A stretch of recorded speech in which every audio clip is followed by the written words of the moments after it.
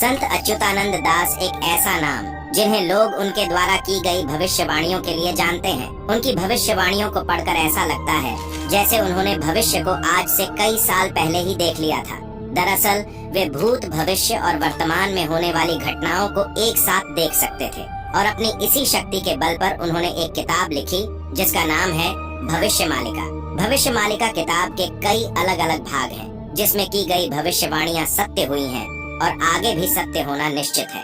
उन्होंने अपनी भविष्यवाणियों में ऐसी ऐसी घटनाओं का जिक्र किया है जिसे सुनने मात्र से ही आपके रोंगटे खड़े हो जाएंगे। इन भविष्यवाणियों को सुनकर आपको लगेगा कि बांके में यह भविष्यवाणियां सच हो सकती हैं, क्योंकि इस किताब को लेकर यह दावा किया जा रहा है कि यह भविष्यवाणियां एकदम सटीक और सही है और यह भविष्यवाणियां सच होना निश्चित है। तो आइए जानते हैं उनके द्वारा की गई भविष्यवाणियों को। नंबर 1, कलयुग के अंत के लक्षण। संत अच्युतानंद दास ने कलयुग के अंत के लक्षणों को भविष्य मालिका के भविष्यवाणियों में काफी विस्तार से लिखा है। इस किताब के अनुसार घोर कलयुग में लोग ईश्वर को भूल जाएंगे और उनके खिलाफ बोलना शुरू कर देंगे। संसार में धर्म को मानने वाले लोग बहुत ही कम रह जाएंगे। समाज में बड़ों और अध्यापकों का सम्मान खत्म हो जाएगा। धर्म गुरु और बाबा लोगों को बेवकूफ बनाने का काम करेंगे। फर्जी बाबाओं के हाथों लोगों को ठगे जाने की घटनाएं भी आम होती जाएगी। लोग अपनी संस्कृति और सभ्यता को भूल जाएंगे। लोग भ्रष्टाचार और अपराध के रास्ते धन कमाएंगे। अपराधी खुलेआम खतरनाक हथियार लेकर घूमेंगे और इसका इस्तेमाल भी करेंगे। स्त्री और पुरुष दोनों अनैतिक संबंध और व्यभिचार को अपनाने लगेंगे। कलयुग के अंत से थोड़ा पहले खाने के सामान की कमी, बीमारियां और दुर्घटनाएं बढ़ जाएगी, जिस वजह से लोगों में असंतोष फैलेगा और कुछ जगह लोग सरकार के खिलाफ बगावत करेंगे। नंबर 2, महाविनाश के लक्षण। भविष्य मालिका के मुताबिक जब किसान खेती के काम में रुचि लेना बंद कर देंगे और जंगली जानवर गांव और शहरों पर हमला करना शुरू कर देंगे, तब समझ लेना कि वहां महाविनाश निकट है। बहुत लोग जानते होंगे कि जब भूकंप या कोई और बड़ी प्राकृतिक आपदा आने वाली होती है तो उसका सबसे पहले जानवरों को आभास हो जाता है। किसान बारिश से निराश हो जाएंगे और खेती का काम करना छोड़ने लगेंगे। सूरज अपनी परोपकार छोड़ देगा और दुनिया भर में गर्मी बढ़ जाएगी। साइक्लोन की हवाएं बर्बादी फैलाएगी और लोग तेज हवाओं की आवाज से ही डर जाएंगे। जंगली जानवर और सांप जंगल छोड़कर गांवों और शहरों में घरों पर हमला करेंगे। भगवान जगन्नाथ का अपमान होगा तथा मंदिर का झंडा कई बार गिरेगा। मंदिर के ऊपर जो कपड़ा है उसमें भी आग लग जाएगी। जब उड़ीसा में तूफान आएगा तब जगन्नाथ मंदिर में कल्प वृक्ष यानी पवित्र बरगद का पेड़ टूट जाएगा। इसके बाद दुनिया में लोगों के मरने का सिलसिला शुरू हो जाएगा और नई नई बीमारियां फैलेगी और उन बीमारियों का इलाज डॉक्टरों के पास भी नहीं होगा। महामारियों की वजह से लाखों की तादाद में लोग अपनी जान से हाथ धो बैठेंगे। लोग अंतिम संस्कार करते करते थक जाएंगे और कई शव तो घर में ही पड़े रह जाएंगे। दुनिया भर के लोगों का दिमाग अशांत रहेगा। दवाइयों से महामारी रोकने की बजाय और बढ़ जाएगी। नंबर 3, प्राकृतिक आपदा 2024 से 2025 के बीच मचाएगी तबाही। दुनिया के कई भागों में प्राकृतिक आपदा तबाही मचाते दिखाई देगी। कई देशों में बड़े बड़े भूकंप आएंगे तो कहीं जानलेवा बाढ़, कहीं बहुत ज्यादा बारिश होगी तो कहीं भयंकर सूखा होगा, जिससे लोग पानी के लिए तरस जाएंगे। मौसम का चक्र पूरी तरह बदल जाएगा, जिससे धरती पर बहुत ज्यादा गर्मी बढ़ जाएगी। साल 2024 से 2025 तक प्राकृतिक आपदाएं भारत समेत दुनिया भर के लोग झेलेंगे। धरती का तापमान बढ़ जाएगा और गर्मी इतनी पड़ेगी कि कई लोगों की जान चली जाएगी। 2024 दुनिया में आज तक का सबसे गर्म साल होगा। धरती के कई ग्लेशियर टूट जाएंगे। ध्रुवों पर जमी बर्फ तेजी से पिघलेगी। दुनिया भर में नदियों का पानी कम होने और जमीन के नीचे का पानी कम हो जाने से पानी की कमी होगी। खेती में नुकसान होगा। धरती का मौसम चक्र बेहद खतरनाक तरीके से बदल जाएगा। ऋतु चक्र का ज्ञान इंसानों के किसी काम नहीं आएगा। दुनिया के कई शहरों और गांवों में बाढ़ से बर्बादी होगी। जल प्रलय की वजह से जंगली जानवर गांवों और शहरों में घुस आएंगे। इस वजह से कई लोगों की मृत्यु हो जाएगी। साल 2024 में धरती पर कई बड़े भूकंप आएंगे जो भयंकर रूप ले लेंगे। ये भूकंप जनवरी के महीने से ही आने शुरू हो जाएंगे और दिसंबर के महीने तक लगातार चलते रहेंगे। भूकंप की वजह से बहुत बड़ा नुकसान देखने को मिलेगा। दुनिया भर में कई चक्रवाती तूफान आएंगे।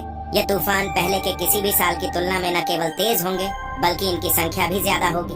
दुनिया के कई छोटे बड़े जंगलों में आग लग जाएगी। ये आग इतनी भीषण होगी कि पर्यावरण का संतुलन बिगड़ जाएगा।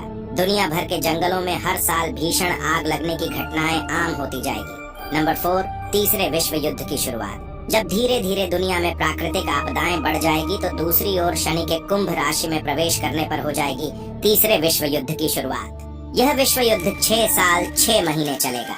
इससे दुनिया 2 भागों में बट जाएगी। तीसरा विश्व युद्ध इतना भयानक होगा कि लोग आत्महत्या करने पर विवश हो जाएंगे। भविष्य मालिका के अनुसार तीसरा विश्व युद्ध आपसी जमीनी विवाद, भूखमरी और आंतरिक गृह युद्ध इस युद्ध का कारण होगा। इस युद्ध में परमाणु हथियारों का इस्तेमाल होगा और इस वजह से धरती पर ज्यादातर लोगों की मौत होगी और कुछ ही लोग बच पाएंगे। नंबर 5, आसमान में दिखेंगे 2 सूरज। आसमान में 2 सूरज जैसा आभास होगा। एक सूरज होगा और दूसरा कोई और आसमानी चमकती वस्तु होगी। ये चमकती वस्तु कोई छोटा उल्कापिंड या फिर धूमकेतु हो सकती है। भविष्य मलिका के मुताबिक यह धूमकेतु तब गिरेगा जब भारत में युद्ध चल रहा होगा। ये उल्कापिंड दिन के समय हिंद महासागर बंगाल की खाड़ी में गिरेगा। इससे एक बड़ी सुनामी आएगी और सुनामी में उड़ीसा के 6 जिले जलमग्न हो जाएंगे और भगवान जगन्नाथ मंदिर के 20वीं सीढ़ी तक पानी आ जाएगा। चीन 13 मुस्लिम देशों के साथ करेगा भारत पर हमला। भविष्य मालिका में कहा गया है जब शनि मीन राशि में प्रवेश करेगा तो उसी समय दुनिया तीसरे विश्व युद्ध का महाविनाश देखेगा और इसी समय में भारत विश्व युद्ध में शामिल हो जाएगा। इस युद्ध का मुख्य कारण होगा भारत को लुटने की साजिश। चीन हमेशा की तरह खतरनाक साजिश रचेगा और पाकिस्तान सहित अन्य 12 मुस्लिम देश को धार्मिक आधार पर भारत के विरोध में लाने में सफल हो जाएगा।